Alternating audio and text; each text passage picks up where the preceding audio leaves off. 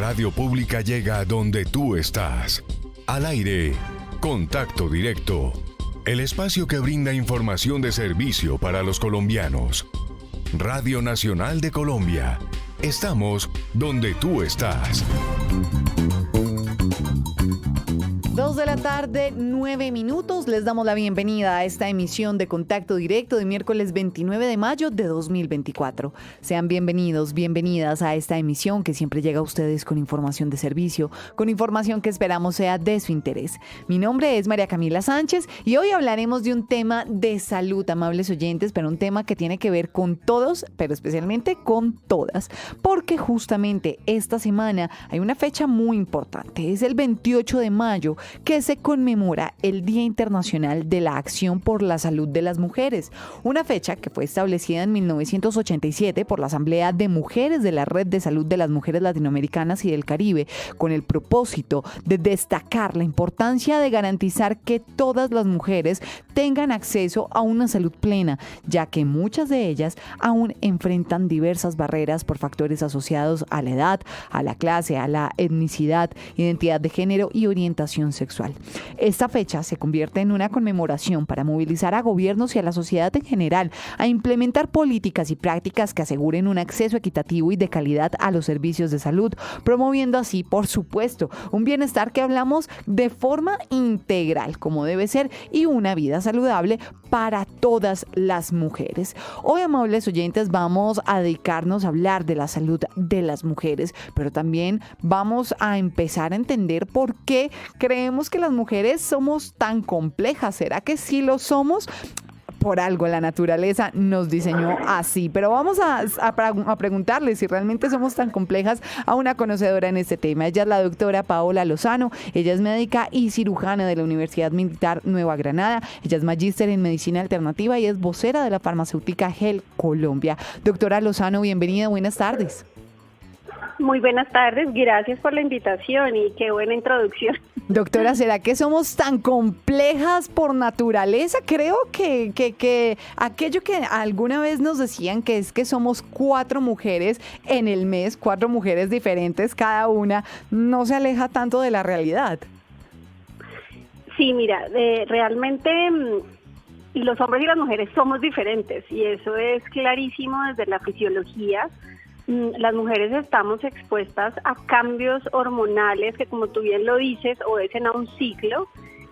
Antes del desarrollo somos unas, después del desarrollo somos otras y durante el ciclo somos varias. Entonces, realmente sí es un poco complejo entender cómo somos las mujeres.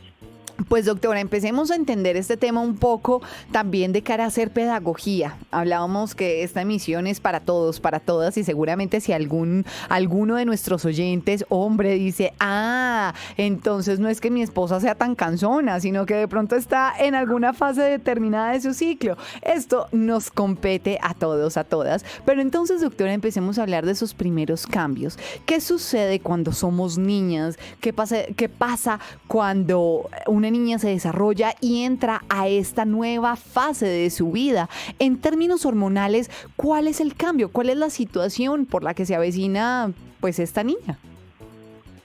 Mira, en el desarrollo puberal, que nosotros denominamos menarquia, que es la primera menstruación, cercano a ello puede ser más o menos un año antes del desarrollo, la niña empieza a tener cambios físicos, empieza a tener un crecimiento del botón mamario, decimos nosotros, es decir, se nota un poquito más el pezón, empieza a tener unos cambios a nivel de olor axilar, porque ya las hormonas empiezan a manifestarse.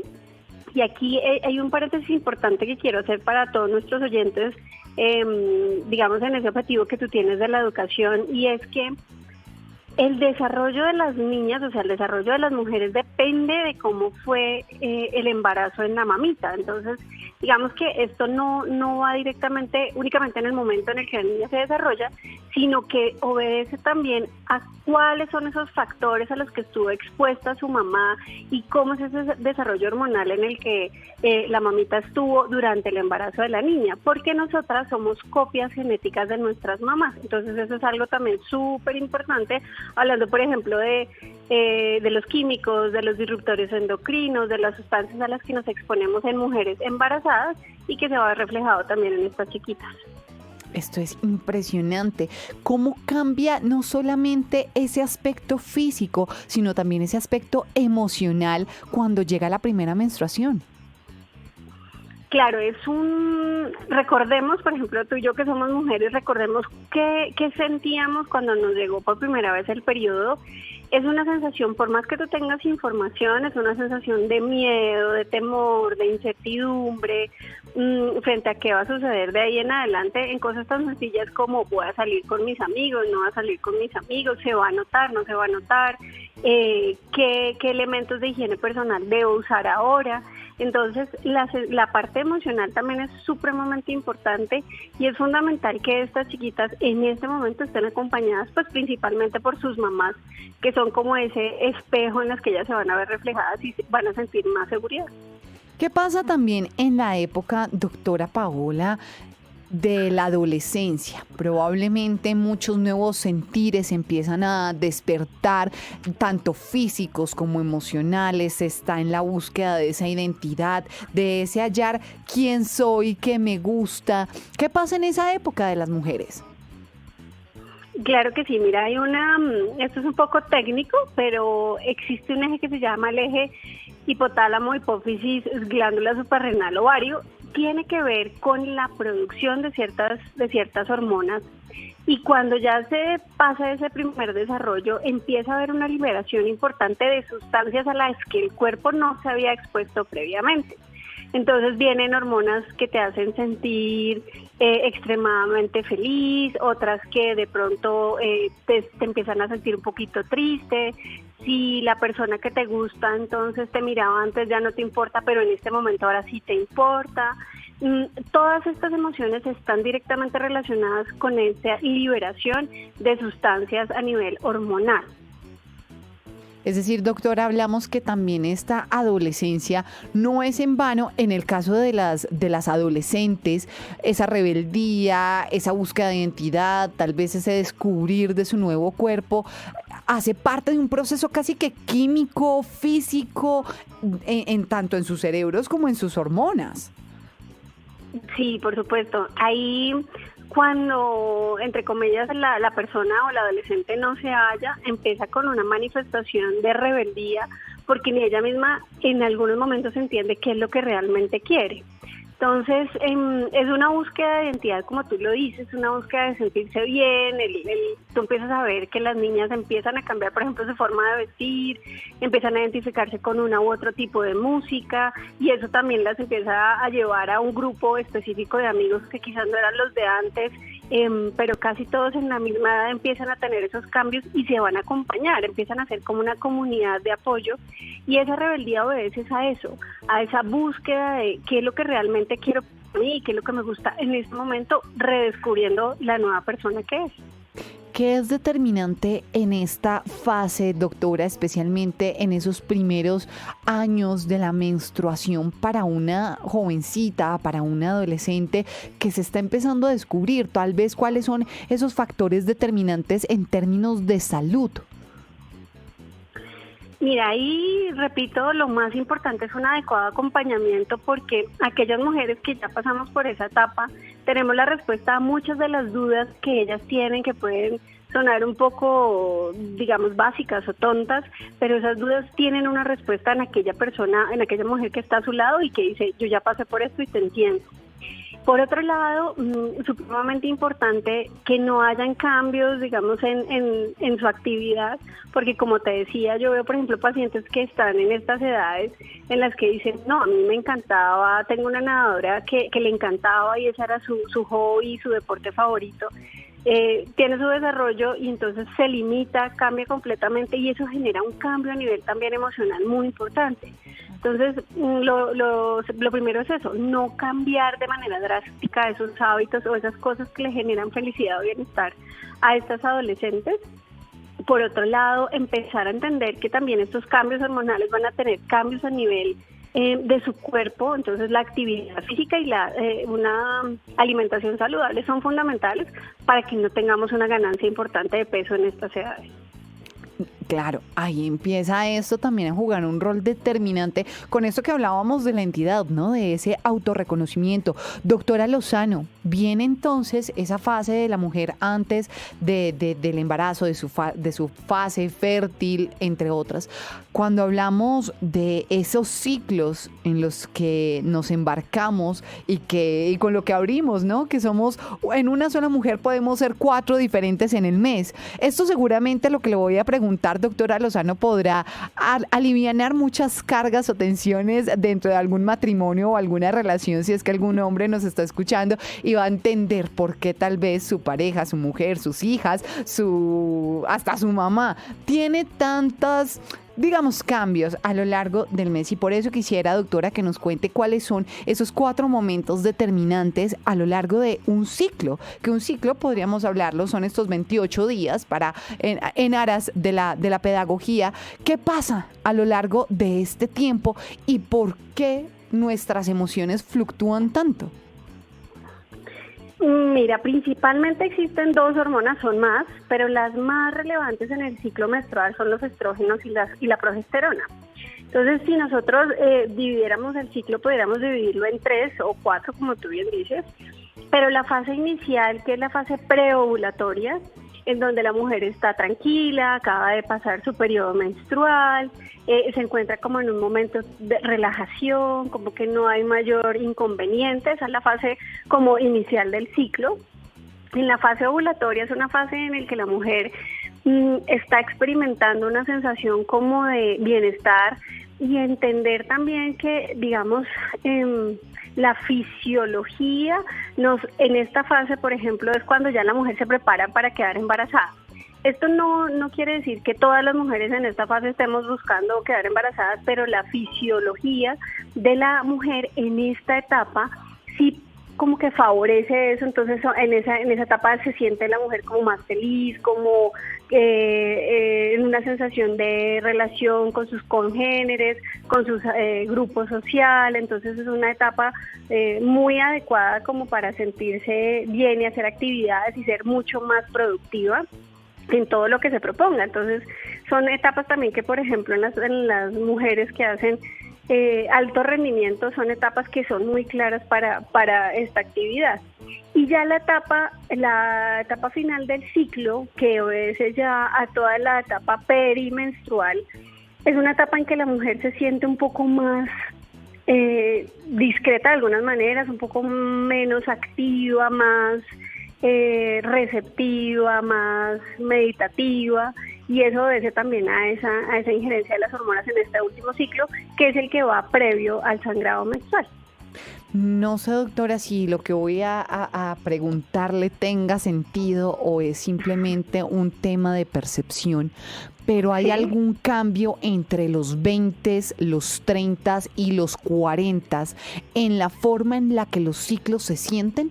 Se lo pregunto porque hay muchos factores tal vez en común que a los 20 se sentían no tan fuertes como a los 30 y tal vez a los 40 es toda una experiencia diferente hablándolo de estos diferentes momentos. ¿La edad determina algo?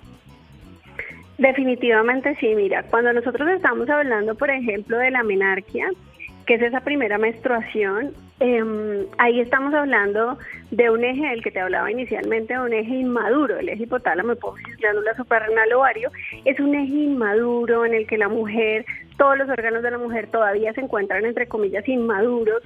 Ya entre los 20 años, más o menos, que es la edad de la que tú estás hablando, ya nos enfrentamos a órganos y a ejes maduros, pero órganos muy jóvenes, donde ese influjo hormonal y esos picos de hormonas que tenemos durante el ciclo no se sienten tan drásticamente, o aunque hoy en día sí hemos visto mucho que hay muchas chiquitas que tienen una cosa que se llama la amenorrea, que es la dismenorrea, perdón, que es ese dolor relacionado con el ciclo, que son principalmente mujeres muy delgadas, el índice de masa corporal es muy bajito. Entonces en mujeres muy delgadas sí vemos que esa disminución en ácido, en panículo adiposo o en grasa, tiene que ver con ese dolor relacionado con el ciclo, con ciclos irregulares. Podemos estar también frente a un síndrome ovario poliquístico, que son condiciones que están muy relacionadas con esta edad donde el eje todavía está algo inmaduro. A los 20 ya se madura, y a los 30 ya tenemos unos órganos mucho más maduros, con una respuesta mucho más receptiva frente a las hormonas, pero entre los 30 y los 40 podemos tener un cambio importante en toda la parte de esos mismos órganos, y así como tú lo dices, la respuesta frente a los ciclos es completamente diferente. Y recordemos a todos nuestros oyentes que si ustedes quieren saber cómo va a ser su vida fértil, su vida hormonal, pregúntenle a su mamá. Nosotras somos copias genéticas de mamá, y si mamá tuvo problemas, no sé, una menopausia temprana, muy probablemente nosotros también la vayamos a tener, porque somos copias genéticas de mamá.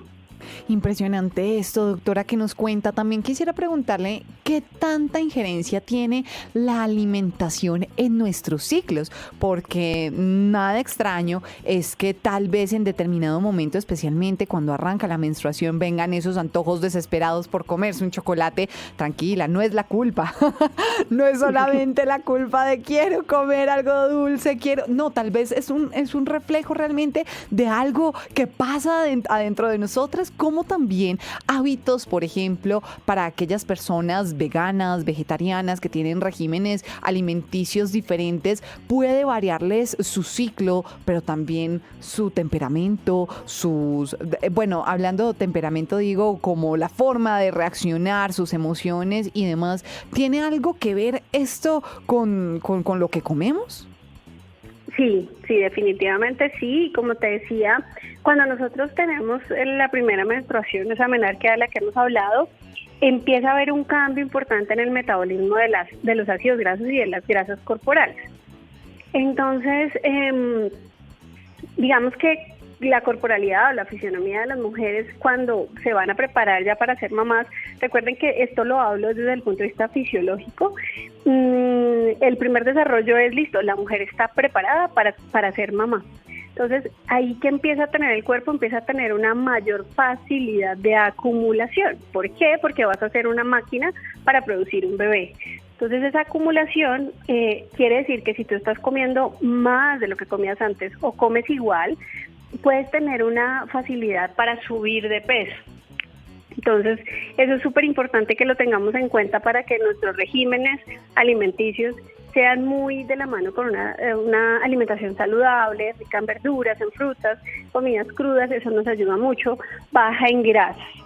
Por otro lado, y la pregunta que me haces de las dietas restrictivas frente a carnes, a las alimentaciones veganas o todas las derivadas de ellas, tienen que tener mucho cuidado porque debe tener un acompañamiento muy juicioso para que no tengan una desnutrición.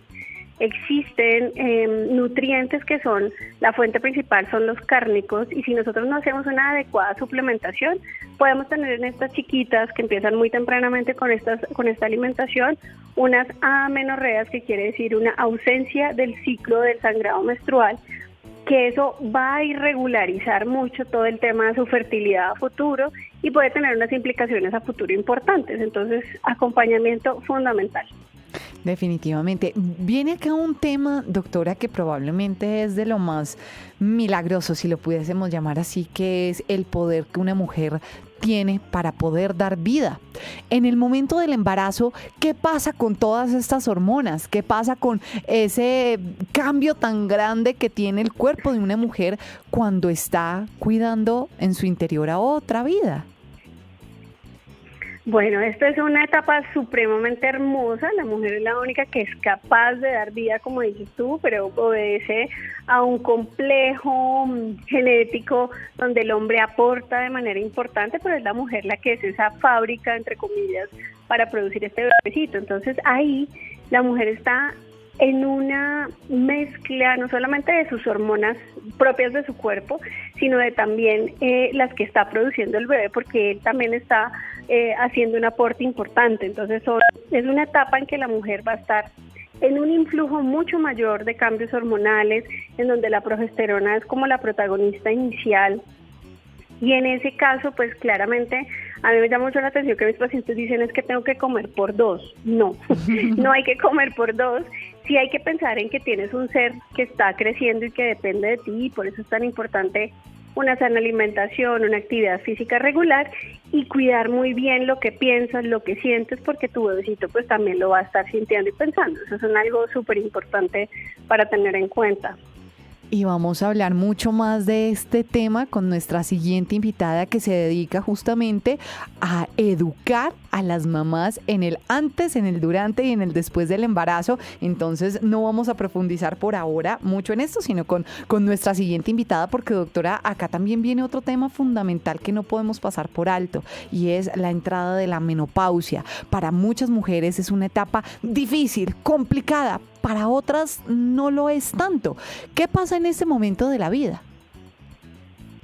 Mira, después de estar bajo un influjo importante de un número de hormonas en la menopausia, que la menopausia realmente el diagnóstico es la ausencia completa de sangrado durante un año, pero existe también la perimenopausia, que puede estar asociada de 1 año o 5 años antes de que le llegue la menopausia a la mujer, puede empezar a tener esa sintomatología característica que vemos, como esas oleadas de calor, esa sudoración importante, cambios en el estado de ánimo, cambios en el ciclo del sueño que son muy característicos, y eso obedece a una ausencia de unas hormonas que se llaman los estrógenos.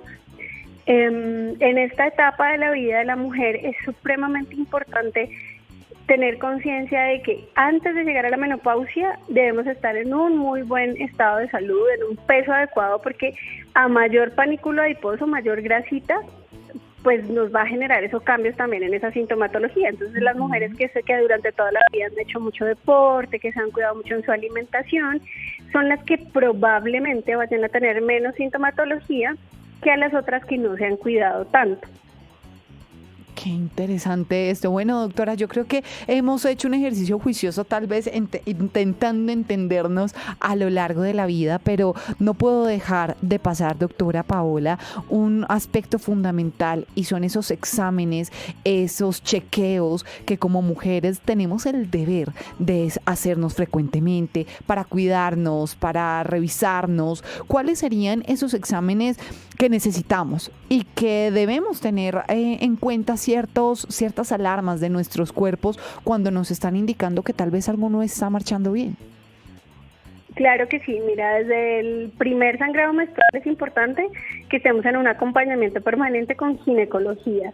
El ginecólogo no obedece, es una especialidad que no solamente obedece a un inicio de vida sexual, sino que obedece a un inicio de esos cambios hormonales en la mujer. Entonces la ginecología es esa especialidad que sí o sí debe ir acompañándonos en cada una de estas etapas.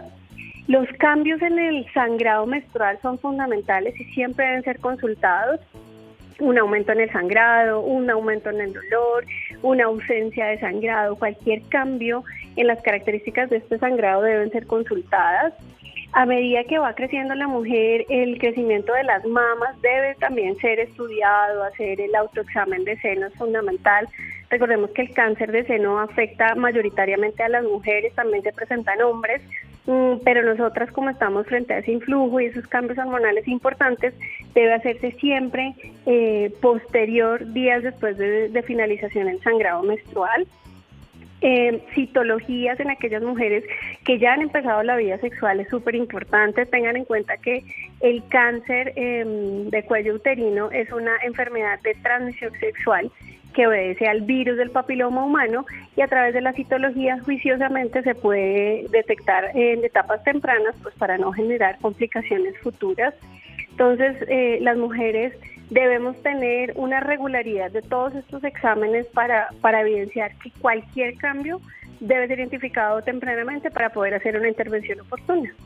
Cuando hablamos, doctora Lozano, de esa atención médica integral a una mujer, ¿de qué podemos estar hablando? Y se lo pregunto porque sabemos que en Colombia persisten desafíos, persisten brechas para la atención integral, como debe ser, hablando del bienestar absoluto de la vida de una mujer, tanto en lo mental como en lo físico. Desde su mirada, doctora, esta atención integral, ¿qué debe abarcar? Siempre a mí me parece fundamental que tengamos un médico de cabecera, ese médico de confianza, al que nosotros podemos consultar en cualquier momento, y que durante toda nuestra vida sea él el que vaya identificando esos pequeños cambios que quizás para nosotras no sean tan evidentes. Entonces, idealmente, como te digo, un ginecólogo, pero si no, pues un médico familiar que nos esté acompañando y que tenga ese ojo clínico para identificar pequeños cambios de manera temprana. Definitivamente, no solamente las mujeres, sino todos los seres humanos en general necesitamos un apoyo psicológico. Yo creo que el gran reto que tuvimos en pandemia nos hace entender que la parte mental, emocional es algo fundamental, que si nosotros no nos sentimos bien, que si quizás las actividades que antes nos generaban satisfacción o alegría ya no lo están haciendo, eso es un llamado de alerta para entender que algo no está funcionando bien en nuestro cuerpo. Y esas manifestaciones mentales deben estar acompañadas por un profesional, un psicólogo, un psiquiatra, y si se requiere una intervención con medicamentos, pues es importante no tener miedo, es entender que cada uno de estos especialistas pues tiene todo el estudio y todo el bagaje para poder intervenir de manera oportuna y adecuada. Recordar que la salud dental, nosotros a veces nos olvidamos de nuestra boca, y cuando hablamos de toda la parte mental, entendemos que el aparato digestivo cumple un papel fundamental en la formación y producción de ciertas sustancias como la serotonina, por ejemplo. Pero si nosotros nos desvirtuamos y entendemos que toda la parte de higiene oral, de una higiene vocal adecuada, también interviene en la parte digestiva, pues a veces nos olvidamos de esa salud integral dentro de la que la odontología y la parte de la salud dental es importante.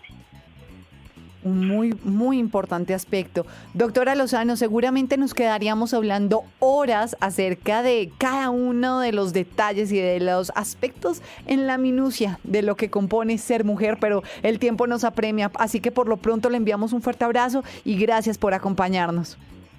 A ustedes muchas gracias, un abrazo a todos los oyentes y que sigamos aprendiendo de lo que es ser mujer. De eso se trata la doctora Paola Lozano. Ella es vocera de la farmacéutica GEL Colombia, médica y cirujana de la Universidad Militar Nueva Granada y magíster en medicina alternativa, hoy en Contacto Directo. 2 de la tarde, 36 minutos. Hacemos una pequeña pausa y ya continuamos.